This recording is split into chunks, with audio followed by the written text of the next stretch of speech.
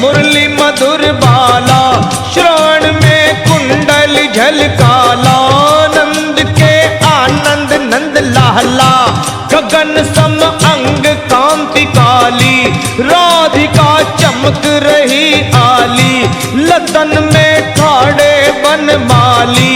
भ्रमर सी अलक कस्तूरी तिलक, चंद्र सी झलक ललित छवि श्यामा प्यारी की। श्री गिरधर कृष्ण मुरारी की आरती कुंज बिहारी की, श्री गिरधर कृष्ण मुरारी की। आरती कुंज बिहारी की, श्री गिरधर कृष्ण मुरारी की।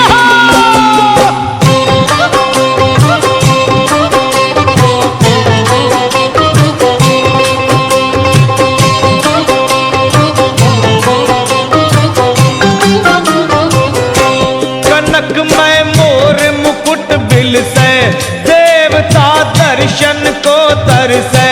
गगन सो सुमन रास बरसे, बजे मुरचंग मधुर मृदंग। ग्वालिनी संग अतुल रति गोप कुमारी की। श्री गिरधर कृष्ण मुरारी की आरती कुंज बिहारी की, श्री गिरधर कृष्ण मुरारी की। आरती कुंज बिहारी की, श्री गिरधर कृष्ण मुरारी की।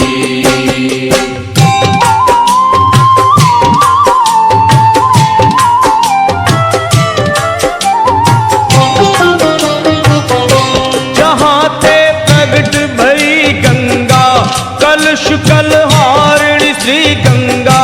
स्मरण ते होत मोह भंगा, बसी शिव शीश जटा के भी।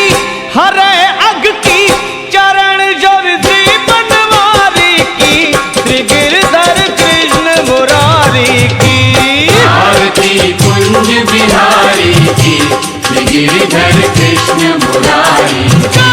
आरती कुंज बिहारी की, श्री गिरधर कृष्ण मुरारी की।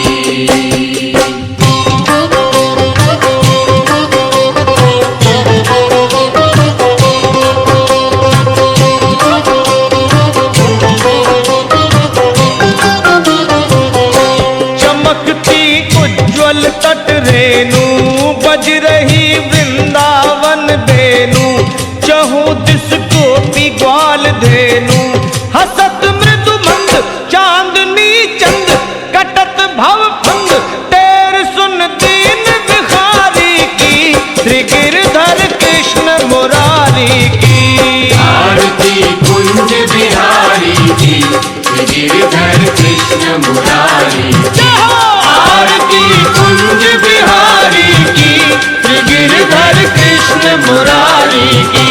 आरती कुंज बिहारी की, श्री गिरधर कृष्ण मुरारी की। आरती कुंज बिहारी की, श्री गिरधर कृष्ण मुरारी की। हे आरती कुंज बिहारी की, श्री गिरधर कृष्ण मुरारी की। आरती कुंज बिहारी की, श्री गिरधर कृष्ण मुरारी की।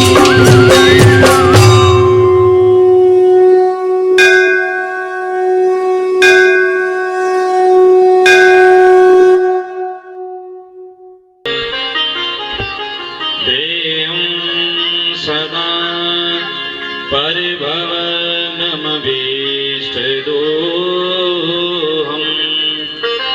तीर्थास्पदं शिवविरिञ्चिनुतं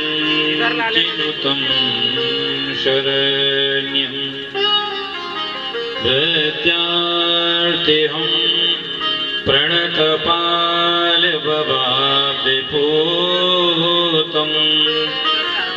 वन्दे महापुरुषते शरणारविन्दम्। अज्ञानतिमिरान्धस्य